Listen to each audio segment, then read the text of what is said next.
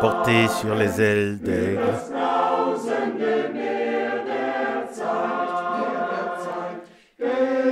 au-dessus de la mer tumultueuse du temps, porté sur les ailes d'aigle jusque dans l'éternité. Au-dessus des montagnes, des vallées et des plaines, toujours plus haut, vers les hauteurs célestes. Les ailes qui me portent sont puissantes, les ailes sur lesquelles je me tiens.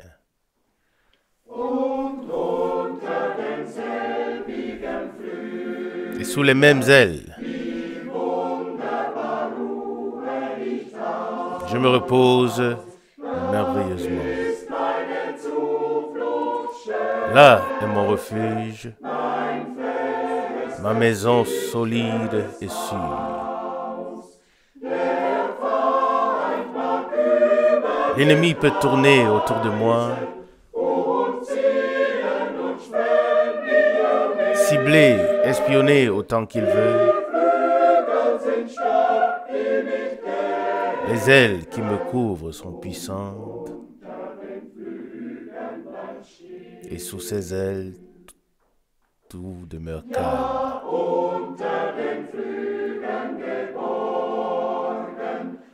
Oui, à l'abri sous ses ailes et protégé par elle, il y a un repos bienheureux, il y a un voyage joyeux.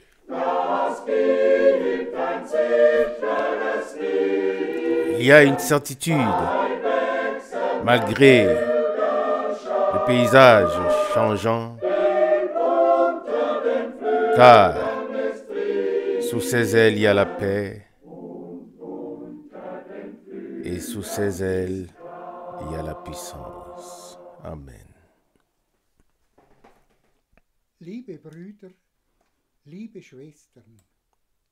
Chers frères, chères sœurs, je vous salue tous chaleureusement dans le précieux nom de notre Seigneur Jésus-Christ.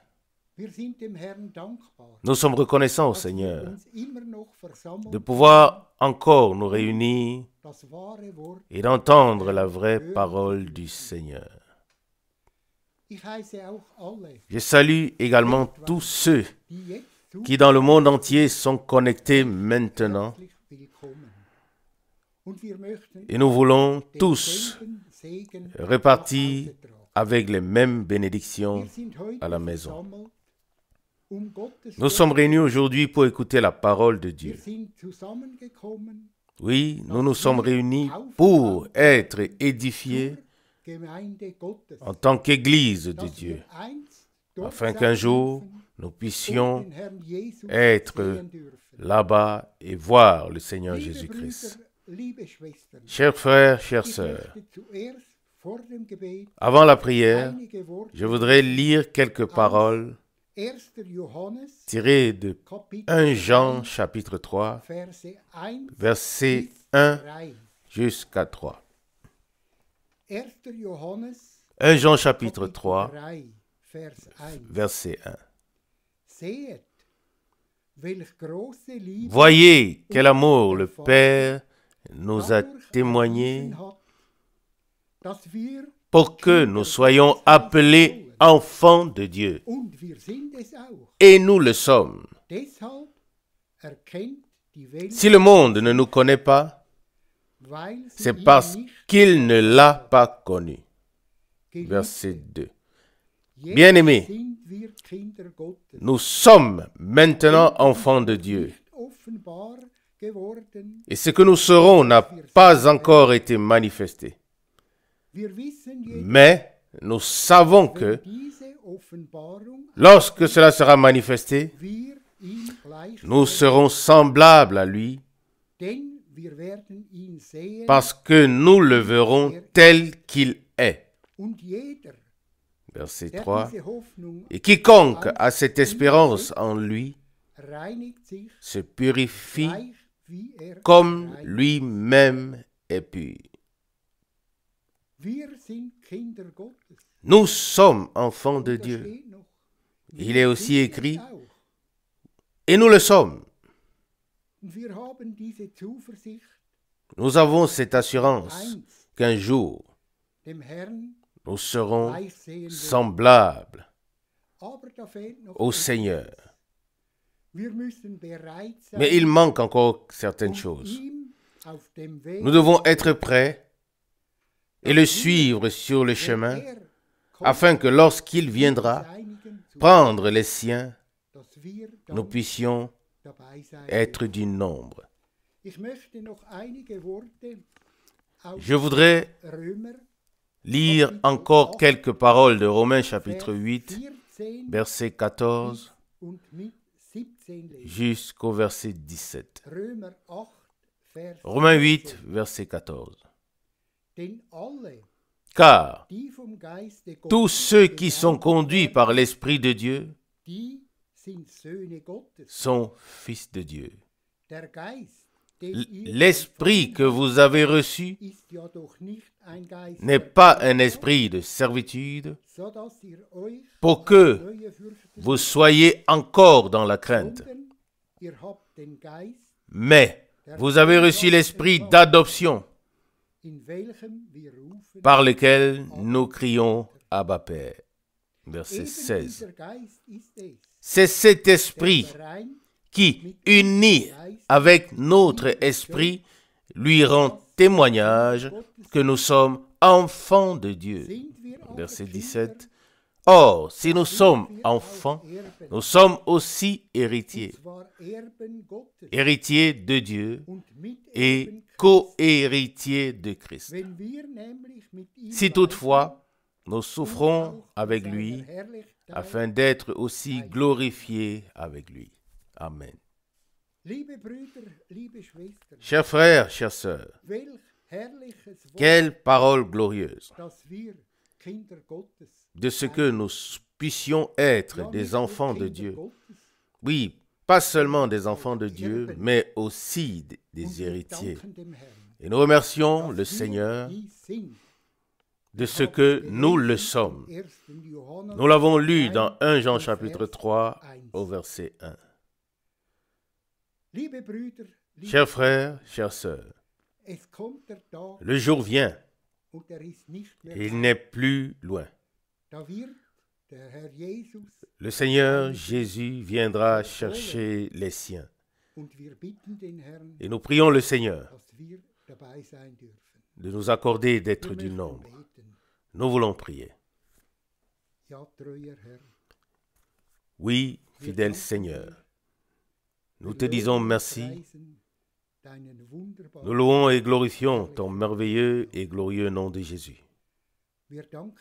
Nous te remercions pour ces paroles que nous avons lues, que nous puissions être tes enfants. Nous te remercions, Seigneur Jésus, de ce que tu continues à bâtir et que nous sommes les pierres de cet édifice.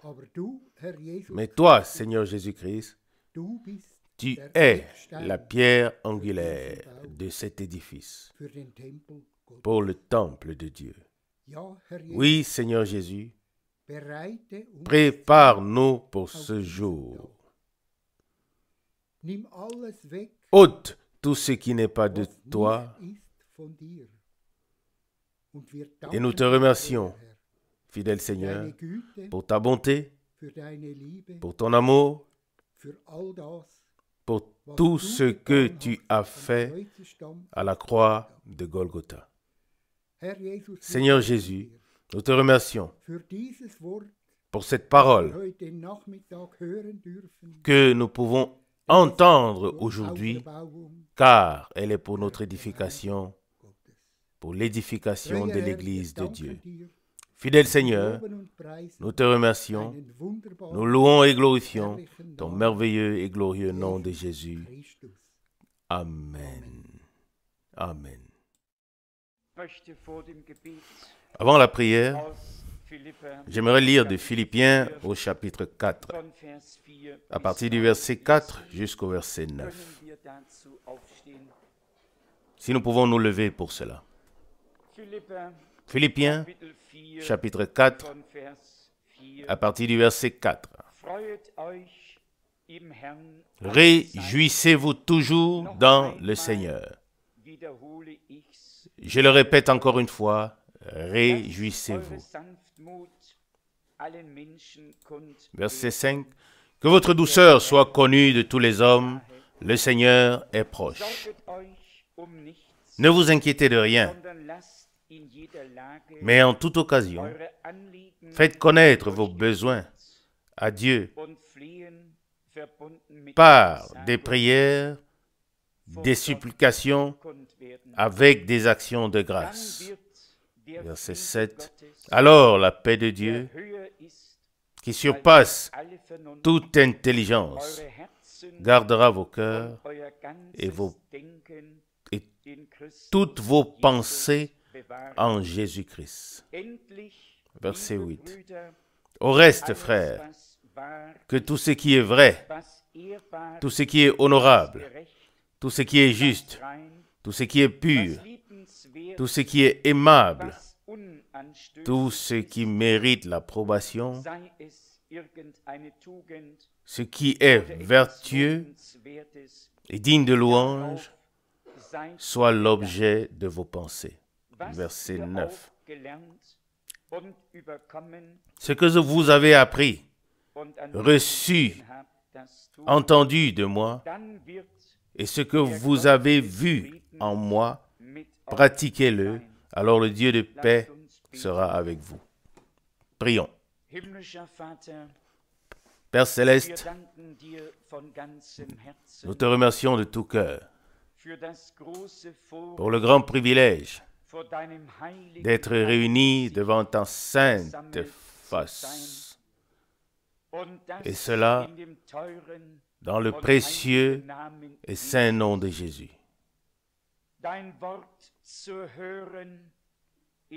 Nous sommes réunis pour entendre ta parole, être introduits dans ton plan, avec le but que tu nous parles, que tu sauves les perdus, que tu libères les captifs et que tu guérisses les malades. Ô Dieu Tout-Puissant, révèle-nous à nouveau ton amour, ta grâce et ta puissance. Que les choses qui sont écrites dans la parole deviennent des réalités divines parmi nous et dans nos vies. Amen. Afin que ton nom soit glorifié et que ton peuple soit béni. Nous plaçons consciemment cette réunion sous la protection du sang de l'agneau.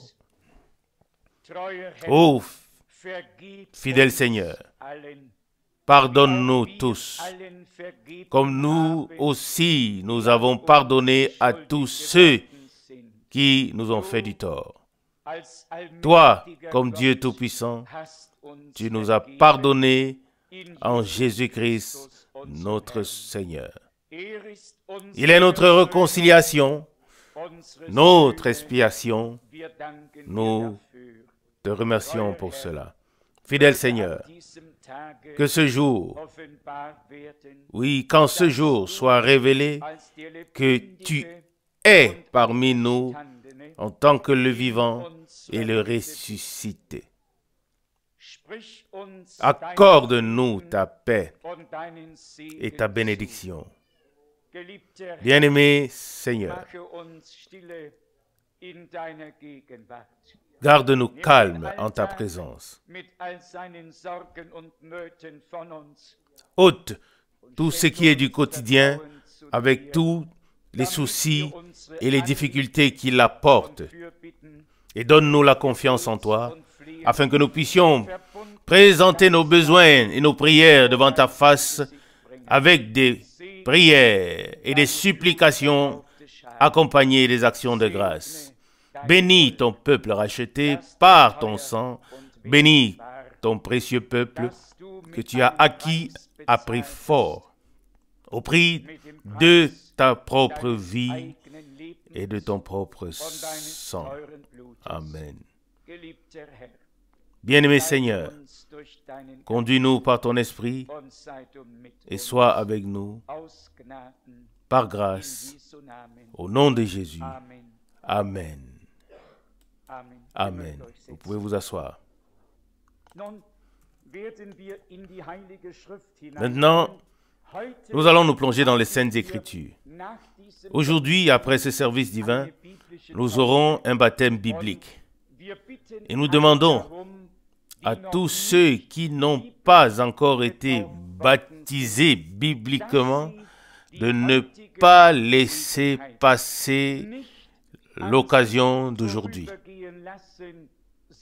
Nous vous prions d'être intérieurement en accord avec Dieu et avec sa parole. Dire oui à ce qu'il a fait et dire aussi oui à ce que nous devons faire nous-mêmes de notre côté. Je voudrais lire de 2 Pierre chapitre 1, et ensuite, après quelques passages bibliques, nous viendrons sur le baptême dans l'espoir que le Seigneur parle à nos cœurs. 2 Pierre chapitre 1, à partir du verset 12 jusqu'au verset 16. Verset 12. C'est pourquoi je prendrai soin de vous rappeler ces choses, bien qu'elles vous soient connues et que vous soyez affermis dans la vérité présente.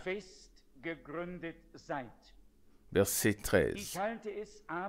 Mais je considère comme mon devoir, aussi longtemps que je demeure dans cette tente, de vous tenir en éveil par de tels rappels, d'autant plus que je sais que le moment où je quitterai cette tente viendra soudainement, comme me l'a annoncé notre Seigneur Jésus-Christ. Verset 15. Je veux cependant veiller à ce que, après mon départ, vous soyez toujours en mesure de vous rappeler de ces choses. Verset 16. Car ce n'est pas en suivant des fables habilement conçues que nous vous avons fait connaître la puissance et l'avènement de notre Seigneur Jésus-Christ, mais nous avons été témoins oculaires de sa glorieuse majesté. Comme nous le savons, nous avons affaire avec le conseil de salut de Dieu qui suit son cours dans le temps de la grâce et qui sera bientôt achevé. Ici, dans cette parole de 2 Pierre chapitre 1, il est parlé du retour du Seigneur et aussi de ce que nous n'avons pas suivi des fables habilement conçues, mais que nous avons accordé la foi à la parole de la vérité. Ça nous rend heureux, ça nous rend reconnaissants que Dieu ait placé la parole de vérité sur le chandelier en toute clarté et en toute exactitude, même dans cette période qui précède le retour de Jésus-Christ, afin que tous ceux qui sont prêts à servir le Seigneur et à le suivre ne demeurent plus dans les ténèbres, dans l'obscurité, dans l'ignorance, mais qu'ils puissent voir la lumière éclatante de la parole prophétique révélée. Et c'est ce que Pierre expose dans les versets 19 à 21, lorsqu'il écrit « Et nous tenons d'autant plus certaine la parole prophétique. » Nous avons lu et médité ces passages bibliques à plusieurs reprises. Mais avons-nous compris toute la puissance du message de Dieu pour ce temps? Avons-nous compris ce que Dieu nous a accordé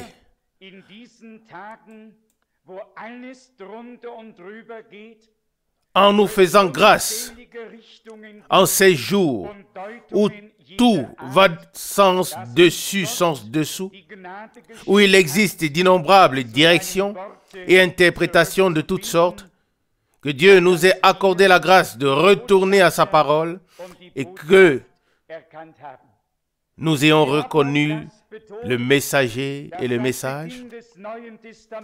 Nous avons également souligné que depuis le début du Nouveau Testament, les promesses faites dans l'Ancien Testament sont devenues réalité. C'est qu'Ésaïe avait prophétisé au chapitre 40, verset 3, et qui avait été écrit environ 700 ans avant, était soudainement devenu réalité en la personne de Jean le Baptiste. La promesse est devenue réalité. La voix annoncée était là. Le chemin a été préparé pour que la gloire de Dieu puisse se manifester. L'histoire du salut dans le Nouveau Testament est l'accomplissement programmé de ce que Dieu a annoncé par la bouche de ses saints serviteurs et prophètes pendant la période de l'Ancien Testament. Et lorsque nous avons trouvé ce fil ou ce chemin prophétique qui nous a été donné pour la partie prophétique de l'histoire du salut, alors nous avons une orientation divine. Alors nous sommes orientés au milieu de toute la confusion actuelle. Alors nous reconnaissons que ce ne sont pas des hommes qui ont fait quelque chose, mais que c'est Dieu qui, à travers eux, a accompli les paroles de promesse qu'il avait données. Lorsque on avait demandé à Jean, nous pouvons le lire dans l'évangile de Jean au chapitre 1, lorsqu'on lui a demandé qui il était, il a répondu très clairement. Nous pouvons le lire ici dans Jean chapitre 1 au verset 19. Jean 1 verset 19, voici le témoignage de Jean. Lorsque les Juifs envoyèrent de Jérusalem des sacrificateurs et des Lévites pour lui demander qui il était. Verset 20. Il leur déclara sans détour, « Je ne suis pas le Christ. » Verset 21. Ils lui demandèrent, « Alors, qui es-tu? Es-tu Élie? » Il répondit, « Non, je ne le suis pas. » « Es-tu le prophète? » Il répondit, « Non. » Verset 22. Ils lui dirent alors, « Mais qui es-tu? » Nous devons apporter une réponse à ceux qui nous ont envoyés. « Que dis-tu de toi-même? » Verset 23. Il répondit, « Je suis la voix de celui qui crie dans le désert, préparez le chemin du Seigneur, comme l'a ordonné le prophète Ésaïe. » Pour moi, c'est quelque chose de très précieux. Je tiens à le souligner encore une fois. Avec le début du Nouveau Testament, le début de l'accomplissement de la prophétie biblique et de la réalisation des desseins divin du salut a été déclenché. Jean a commencé à proclamer le royaume de Dieu, mais il était en même temps une partie intégrante de ce royaume de Dieu. En lui s'est accompli ce qui avait été écrit pour cette époque-là. Dans l'évangile de Luc, cela nous est également clairement présenté au chapitre 1, à partir du verset 16. Là, il est dit à son sujet, Luc chapitre 1, verset 16, au sujet de Jean, verset 16, « Il ramènera plusieurs des fils d'Israël au Seigneur, leur Dieu. » Verset 17, « Et c'est lui qui marchera devant le Seigneur avec l'esprit et la puissance d'Élie pour ramener les cœurs des pères vers leurs enfants et pour ramener les désobéissants au sentiment des justes afin de préparer au Seigneur un peuple bien disposé. » Ça, c'était le sens et le but du message divin lors de la première venue de notre Seigneur et Sauveur bien-aimé. Et maintenant, c'est le sens et le but du message divin avant le retour de Jésus-Christ, notre Seigneur. Préparez le chemin au Dieu vivant pour qu'il arrive à ce qui lui revient de droit et en même temps pour qu'un peuple bien disposé soit préparé pour le Seigneur. Et c'est là que le prophète Zacharie fit cette merveilleuse promesse. Ce n'est ni par la puissance ni par la force, mais c'est par mon esprit que cela se fera, dit le Seigneur. Zacharie 4, verset 6. Dieu agit par son esprit là où sa parole de promesse divine peut se réaliser pour le temps fixé. Dieu agit en ceux qui reçoivent la parole de promesse, qui la croient et qui attendent son accomplissement. Je sais que nous attendons de Dieu bien plus que simplement la répétition des promesses qu'il a faites. Nous attendons qu'à la fin du temps de la grâce, une église de Dieu vivante, pleinement rétablie, restaurée et vivante soit présentée comme résultat. Nous savons que le retour du Seigneur ne peut pas avoir lieu tant que l'appel à sortir, la restauration et la restitution n'aient pas eu lieu. Nous pouvons le lire comme nous l'avons également lu et entendu assez souvent dans le livre des Actes des Apôtres, chapitre 3, versets 20 et 21.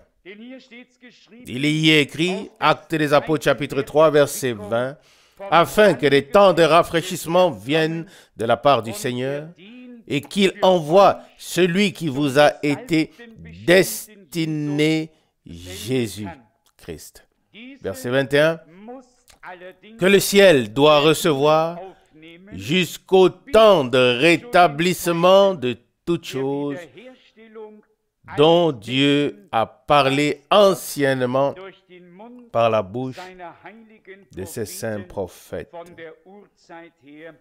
Amen. Cette parole n'a pas besoin d'interprétation.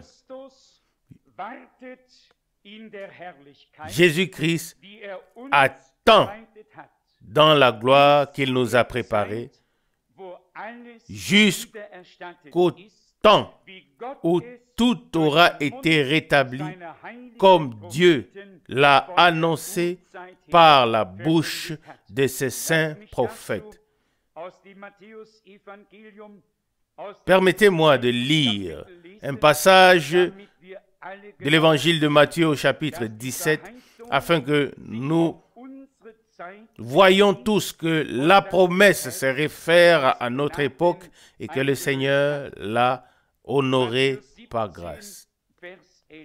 Matthieu chapitre 17, verset 11. Il leur répondit, « Il est vrai qu'Élie doit venir et rétablir toutes choses. » Ça, c'est le futur. En ce qui concerne Jean, qui devait venir dans l'esprit et la puissance d'Élie. Et il a dit, au verset 12, « Mais je vous dis qu'Élie est déjà venu. » Et ils ne l'ont pas reconnu, mais ils l'ont traité comme ils l'ont voulu. Je ne sais pas si vous avez tous déjà lu les 2 dernières prédications qui doivent entre-temps être arrivées. Mais chaque fois que Dieu fait quelque chose de particulier, alors les avis sont partagés.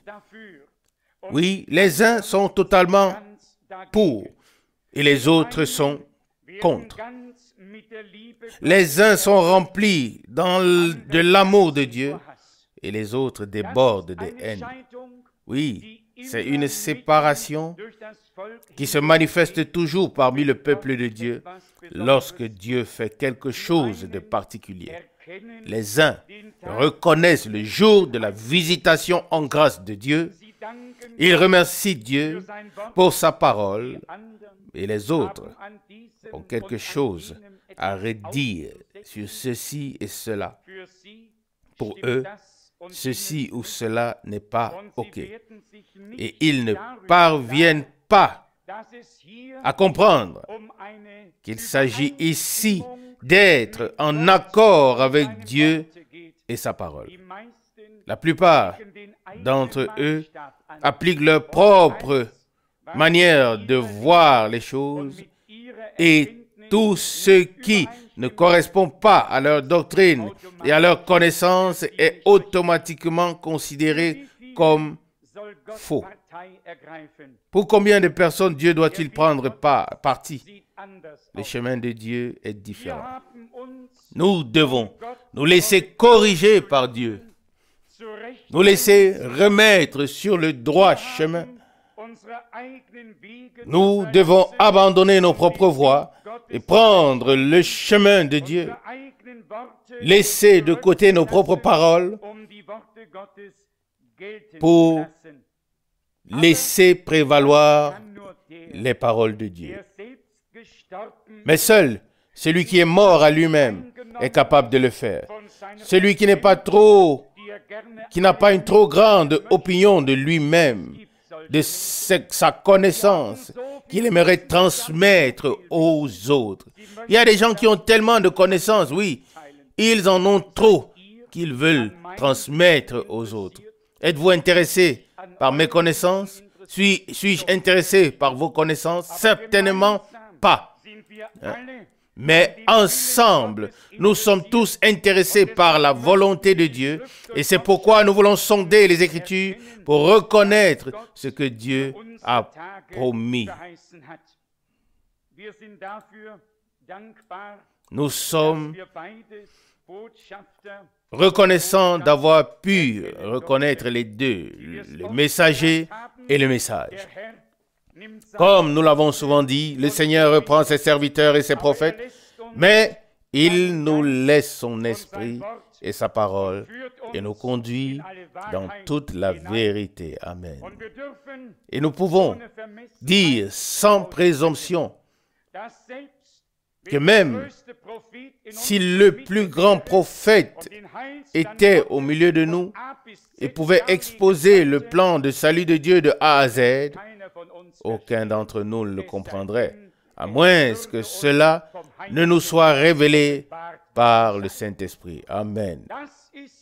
Ça, c'est ce que nous avons tous compris, afin que personne n'enseigne l'autre, mais que nous soyons tous enseignés de Dieu. Combien ont écouté Frère Branham? Combien ont écouté Paul? Combien ont écouté les hommes de Dieu? Oui. Combien ont vu et expérimenté les plus grands hommes de Dieu.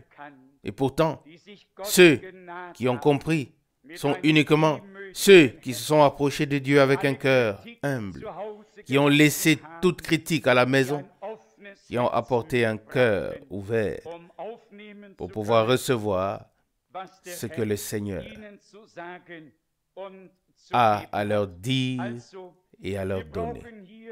Ainsi, nous n'avons pas besoin d'un grand homme de Dieu qui nous explique les choses, mais nous avons besoin de la présence du grand Dieu, de l'action du Saint-Esprit qui rend la parole vivante, qui nous conduit dans les profondeurs les plus intimes de Dieu et qui nous révèle ce qui peut encore être caché et nous y donne accès afin que cela puisse devenir une révélation vivante pour nous. Paul a écrit aux Galates au chapitre 1 qu'il n'avait pas appris l'évangile par des hommes et qu'il ne l'avait pas prêché à la manière des hommes, mais que c'était par révélation de Jésus-Christ que cela lui avait été donné. Jean écrit la même chose dans Apocalypse au chapitre 1 au premier verset. Apocalypse chapitre 1 verset 1. Révélation de Jésus-Christ que Dieu lui a donné pour montrer à ses serviteurs ce qui doit arriver bientôt. Tout est révélation de Jésus-Christ, révélation de la parole et de la volonté de Dieu. Introduction dans le plan de salut du Tout-Puissant en ces derniers jours. Et là, nous voulons à nouveau,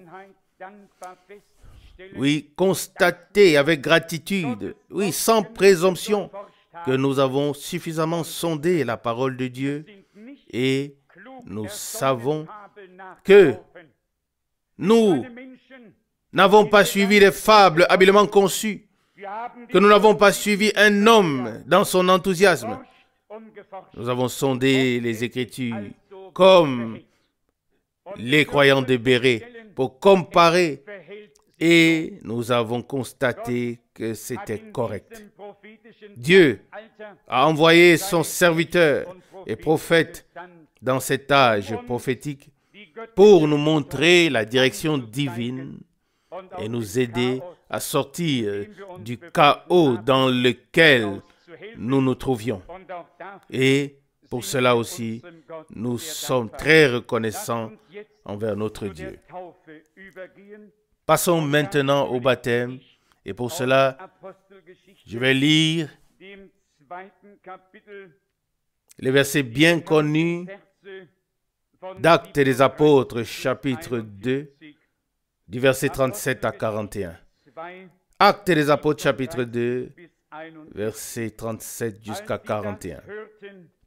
Après avoir entendu cela, ils eurent le cœur vivement touché et ils dirent à Pierre et aux autres apôtres, « Que devons-nous faire, chers frères ?» Verset 38, Pierre leur répondit, « Répentez-vous et que chacun de vous se fasse baptiser au nom de Jésus-Christ pour le pardon de vos péchés et vous recevrez le don du Saint-Esprit. » Amen. Verset 39. Car la promesse est pour vous, pour vos enfants et pour tous ceux qui sont au loin, en aussi grand nombre que le Seigneur, notre Dieu, les appellera. Verset 40.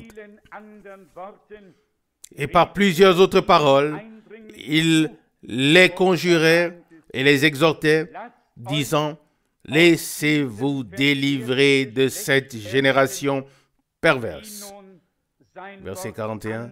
Ceux qui acceptèrent sa parole se firent baptiser et en ce jour-là, environ 3000 âmes s'ajoutèrent à l'Église.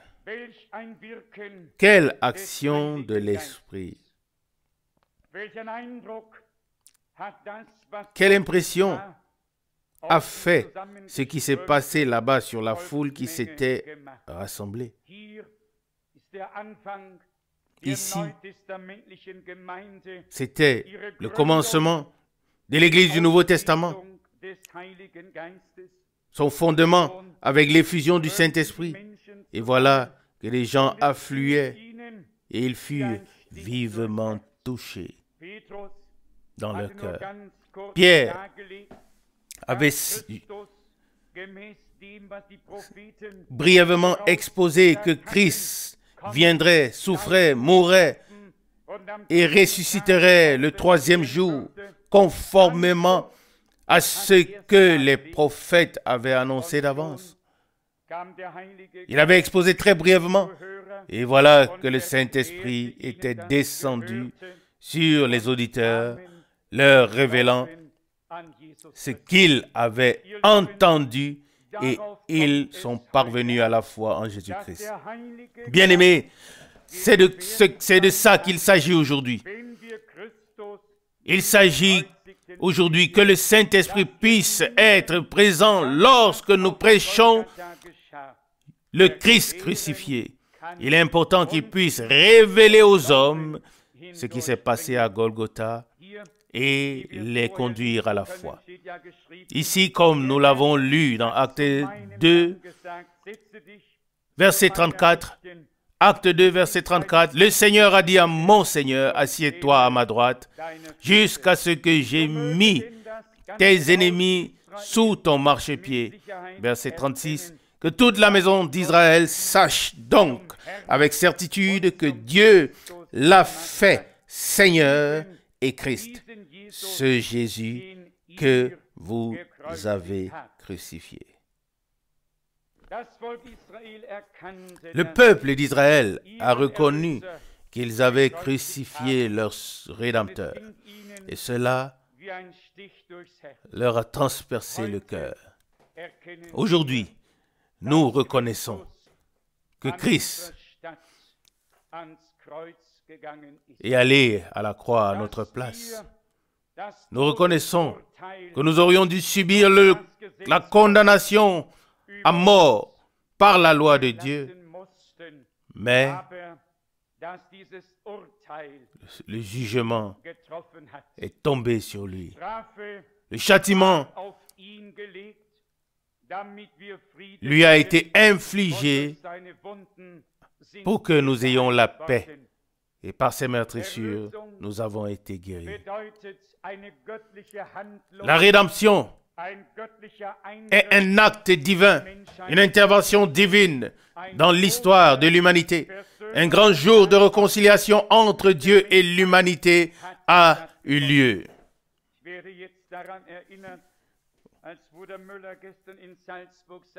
Je me rappelle maintenant de ce que frère Müller a dit hier à Salzbourg. Imaginez que ma fille se réveille et vienne me voir tôt le matin en disant « J'ai fait un rêve et j'ai vu une lumière descendre du ciel et soudain, cette lumière s'est transformée en une croix rayonnante de lumière. Et il est devenu clair pour moi, mais aussi pour nous tous, que la croix doit être redressée. Et avec la croix, la réconciliation, le pardon, la grâce et le salut. Là où la croix est redressée, alors la haine et la discorde disparaissent.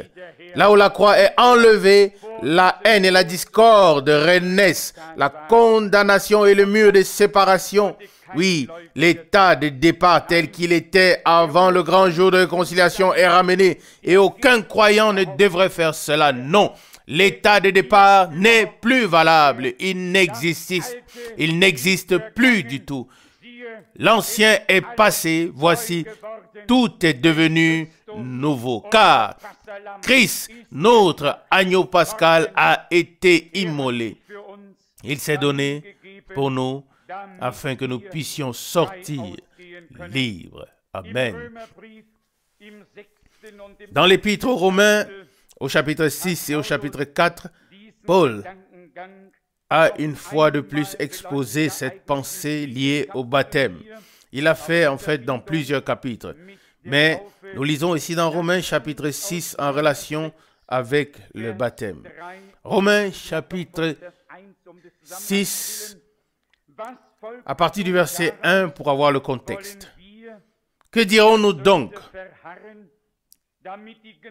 Demeurions-nous dans le péché afin que la grâce abonde? Loin de là.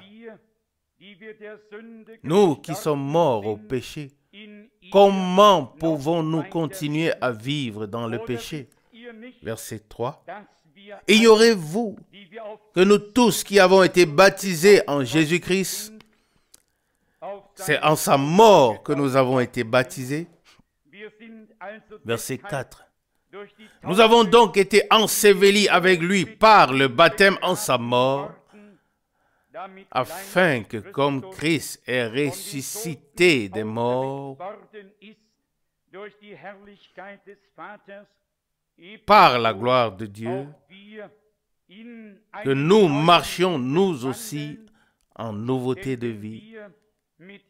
Verset 5. Car si nous sommes devenus une même plante avec lui par la mort, nous le serons aussi par sa résurrection. Verset 6. Nous reconnaissons que notre vieil homme a été crucifié avec lui afin que le corps du péché soit détruit pour que nous ne soyons plus esclaves du péché. Car, verset 7, celui qui est mort est libéré du péché. On pourrait continuer à lire, mais l'important est que nous acceptions dans la foi ce qui nous a été dit ici. Nous avons été crucifiés avec Christ. Nous sommes morts avec lui. Notre vieil homme a été crucifié avec lui, afin que quelque chose de nouveau puisse naître par la grâce de Dieu. Et c'est pourquoi Paul écrit aux Corinthiens, si quelqu'un est en Christ, il est une nouvelle créature. Cela doit être ainsi. Cela ne doit pas seulement être écrit dans la Bible, ni être seulement une connaissance ou un enseignement dans notre tête, mais cela doit pouvoir se manifester dans notre vie. Que nous ayons été crucifiés avec Christ, que nous soyons morts avec lui, que nous ayons été ensevelis avec lui dans le baptême, pour désormais ne plus vivre pour nous-mêmes, mais pour celui qui est mort pour nous. Et cela dans une nouvelle vie, bien que nous soyons encore dans cette vieille tente de notre corps, qui sera bientôt transformée, et alors nous serons enlevés. Laissons la parole de Dieu être valable telle qu'elle est écrite et vérifions si elle a pu devenir réalité dans nos vies. De même que chaque promesse se sont accomplies en Christ notre Sauveur et qu'il a porté l'opprobre, la culpabilité et s'est laissé torturer et crucifier, de même chaque parole de Dieu s'accomplira maintenant en tous ceux qui sont sauvés, en tous les rachetés. Il n'est pas seulement écrit pour que nous le contemplions, non. Il est écrit que pour que nous sachions ce que Dieu a fait de nous, à savoir que l'ancien état a pris fin et a été aboli, et que l'ancien homme a été crucifié, puis enterré, et qu'un homme nouveau est ressuscité avec Christ. Personne n'a besoin de se décourager. Et personne n'a besoin de se désespérer.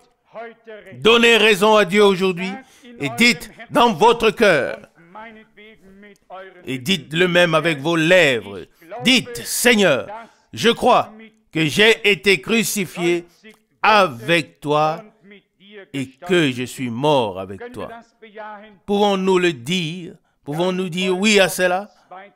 Alors, dans la foi, affirmons aussi la deuxième étape qui nous a fait passer de la mort à la vie nouvelle, à savoir que nous sommes ressuscités avec Christ afin qu'il puisse vivre sa vie au travers de nous maintenant sur la terre.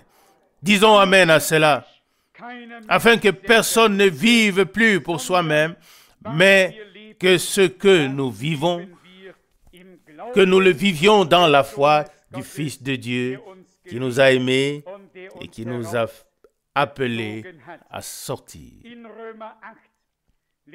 Dans Romains chapitre 8, nous lisons les glorieuses paroles, qui sont dans le même contexte. Romains chapitre 8, à partir du verset 1. Il n'y a donc maintenant aucune condamnation pour ceux qui sont en Jésus-Christ.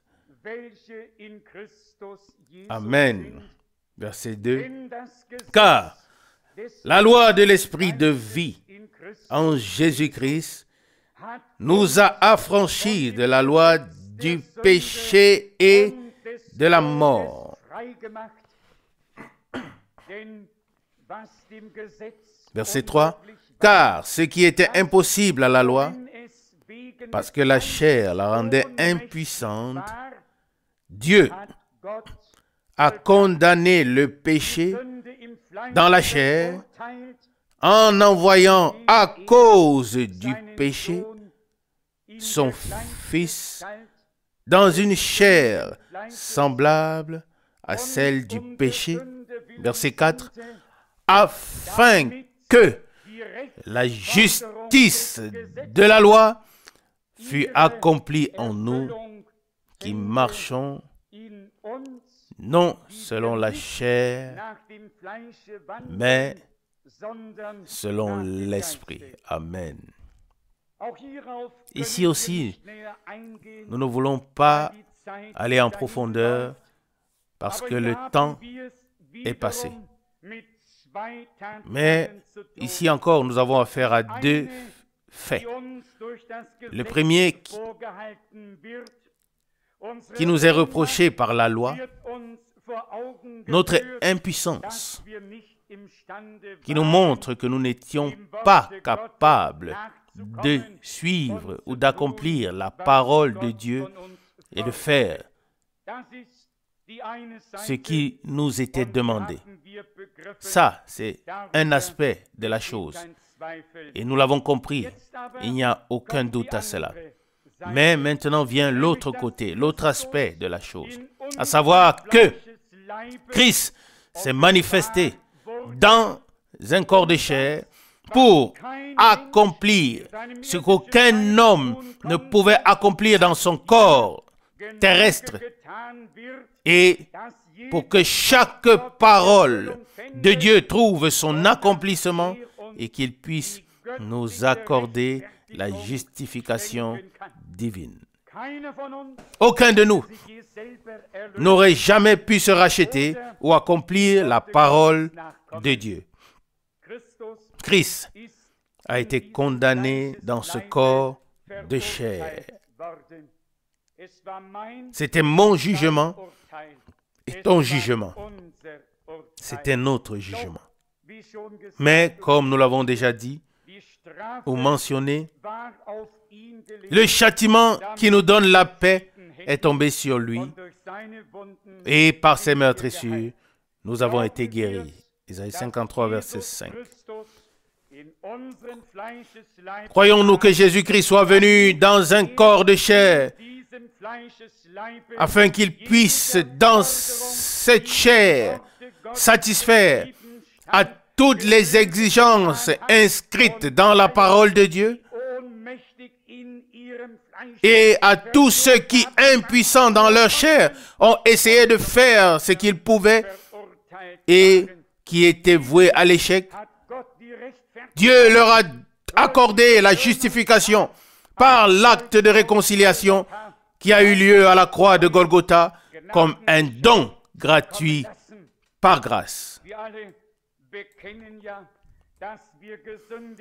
Nous confessons tous que nous avons péché, que nous avons été coupables, que nous sommes impuissants, mais nous reconnaissons aussi que Jésus-Christ, le Fils de Dieu, a payé à notre place et que nous avons été graciés et pardonnés et que Dieu nous voit à travers de Christ comme si nous n'avions jamais péché.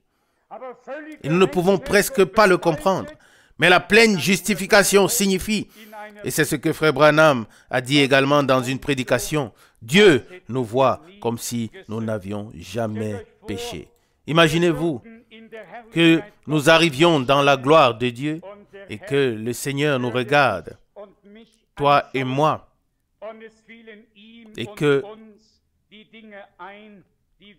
il se souvienne des choses que nous avons faites dans cette vie. Alors la gloire ne serait plus la gloire et la joie ne serait plus la joie. Non, l'ancien sera passé pour toujours. Voici, je fais toutes choses nouvelles. Et il est écrit dans Apocalypse au chapitre 21, celui qui est assis sur le trône dit, voici, je fais toutes choses nouvelles. Et Amen. Apocalypse verset 25, Apocalypse 21, verset 5. On ne se souviendra plus des choses anciennes. C'est quelque chose de merveilleux. Je vous garantis que ni Dieu, ni les rachetés ne pourront plus jamais se souvenir de la culpabilité ou du péché dans la gloire. Le sang de l'agneau de Dieu, qui porte en lui la vie divine, est la garantie d'une rédemption parfaite qui implique et inclut que tout a été jeté dans la mer de l'oubli. Amen. Ici sur terre, l'ennemi revient sans cesse. Et même si nous l'avons oublié, les gens et l'ennemi ne l'oublient pas si facilement. Et ils viennent toujours et disent, oui, ici et là, ceci et cela. Je vous garantis que ce qui est écrit dans Apocalypse chapitre 12, en ce jour-là, sera devenu une réalité divine. Le Seigneur montera avec les siens et Satan, l'accusateur des frères, sera précipité avec toute sa suite. Et alors, il est dit, maintenant, le salut et la puissance et la royauté sont venus à notre Dieu et le pouvoir royal à son oint. Apocalypse 12, verset 10. Ce jour-là, nous serons remplis de joie. Au moment où notre corps terrestre sera transformé, alors la première phase sera définitivement terminée. Nous n'en entendrons et n'en verrons plus rien, mais nous serons dans une joie et un bonheur devant la face de notre Dieu pour toute éternité. Je crois que cela devrait nous submerger tous. Cela devrait nous toucher profondément. Et si Dieu a tout jeté dans la mer de l'oubli, en payant le prix à Golgotha, ne devrions-nous pas, nous aussi, avoir les mêmes sentiments que Jésus-Christ, nous considérer les uns les autres comme Dieu le fait, et ne plus nous tenir rigueur les uns les autres, mais croire que Dieu nous a pardonné, toi et moi, nous a pardonné tous, et qu'il ne se souvient plus de la faute et du péché. Ça, c'est grâce, c'est la grâce. Ça, c'est la rédemption. Ça, c'est l'évangile. Le plein évangile. Et c'est là que Frère Branham, avec retenue, a souvent utilisé l'expression « je crois en la sécurité éternelle ». Il croyait réellement qu'un enfant de Dieu qui est né de nouveau et qui a reçu la semence divine en lui, il croyait que celui-là sera simplement dans la gloire. Oui, qu'il sera dans la gloire. Non, non pas que Dieu sauve temporellement pour ensuite abandonner et oublier, non. La miséricorde de Dieu dont nous avons fait l'expérience n'a pas commencé et ça ne s'arrêtera pas. Dieu dit, je fais grâce à qui je fais grâce et je fais miséricorde à qui je fais miséricorde. Maintenant, encore une parole directe à tous ceux qui n'ont pas encore été baptisés bibliquement. Vous connaissez les paroles d'ordre de mission de Marc, chapitre 16, également celles de Matthieu, chapitre 28. Le Seigneur a ordonné que nous puissions aller dans le monde entier, enseigner tous les peuples et baptiser en son nom. Non pas dans le titre, mais dans le nom. Le nom dans lequel Dieu s'est révélé dans le Nouveau Testament. J'écris maintenant à ce sujet, c'est pourquoi je ne veux pas m'approfondir là-dessus. Mais nous avons les deux dans les Saintes Écritures. Nous avons la mission et nous avons l'exécution. Nous avons l'ordre et nous avons les frères comme témoins qui l'ont exécuté selon la parole du Seigneur. Très clairement, très net, lorsque cela nous est révélé par le Saint-Esprit. Baptisez-les dans le nom du Père, du Fils et du Saint-Esprit. Avant de pouvoir le faire, il faut savoir quel est ce nom. Jésus a prié que ton nom soit sanctifié. Matthieu 6, verset 9. Quel nom alors? Ce nom n'a pas été prononcé dans ce verset. Ou dans Jean 17, verset 11, garde-les en ton nom. Oui, comment s'appelle-t-il? De quel nom s'agit-il?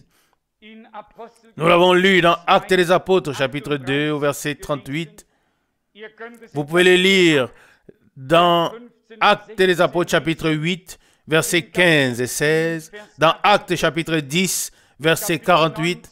Dans Actes, chapitre 19, versets 5 et 6. Nous avons déjà lu aussi Romains, chapitre 6, verset 3. Vous pouvez le voir partout. Quiconque a été baptisé depuis la Pentecôte a été baptisé dans le nom du Seigneur Jésus-Christ, car c'est le nom dans lequel Dieu s'est révélé dans le Nouveau Testament comme Père, comme Fils et Saint-Esprit pour notre salut et pour notre rédemption. Celui qui ne peut pas voir cela, il faut quand même dire que c'est presque compréhensible mathématiquement, sans révélation particulière.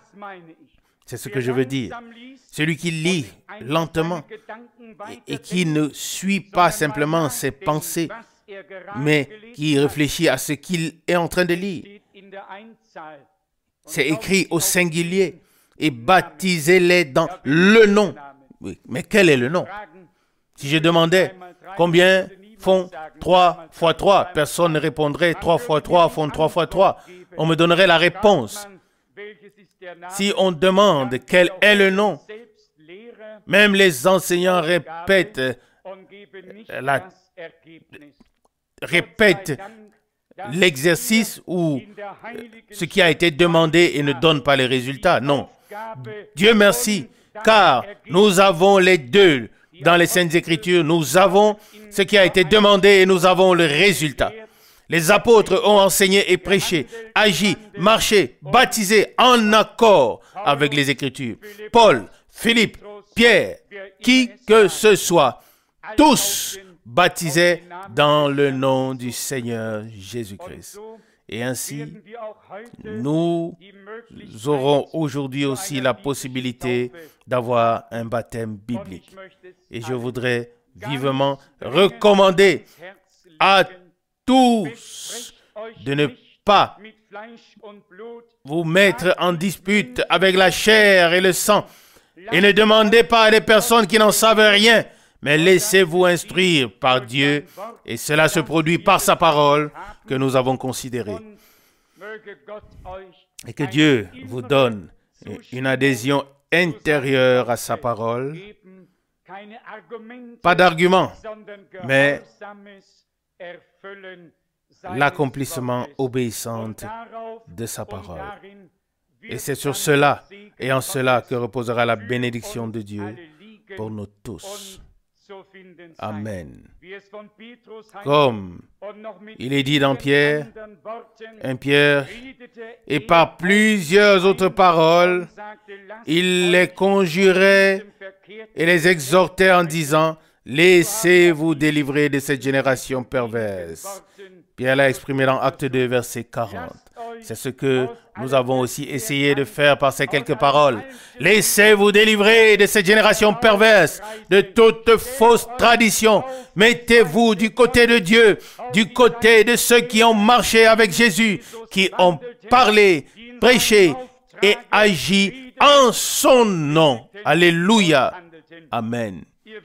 Vous savez que Paul a dit dans Galates au chapitre 1, même si un ange descendait du ciel et vous annonçait un autre évangile, qu'il soit maudit. Galates 1, verset 8. Sortez de toute malédiction qui pèse sur toutes les dénominations qui se sont écartées de l'enseignement et de la pratique biblique. Comprenons de quelle manière ce point a également été souligné par la prédication de Frère Branham.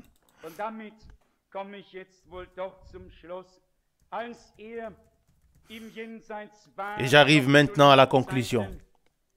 Alors que Frère Branham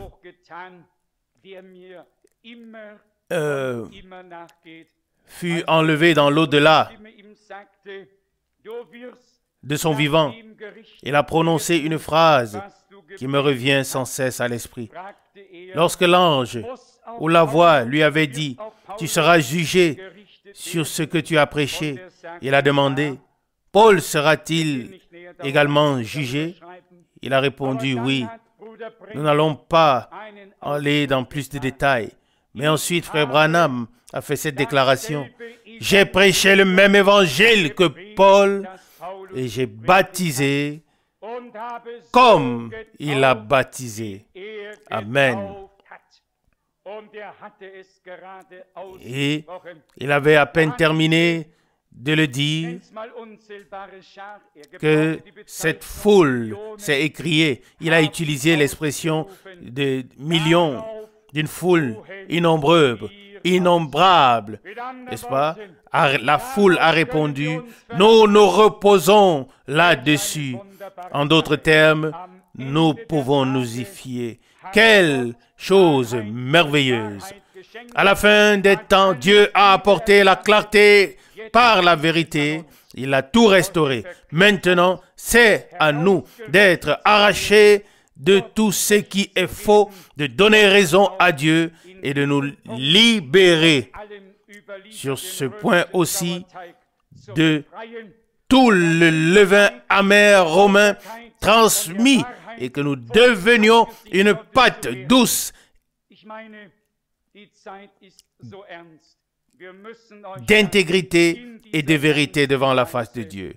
Je pense que le temps est si grave que nous devons vous le recommander de cette manière sérieuse. Non pas parce que nous voulons blesser quelqu'un, non, nous voulons être aidés et je suis convaincu que Dieu nous a tous aidés.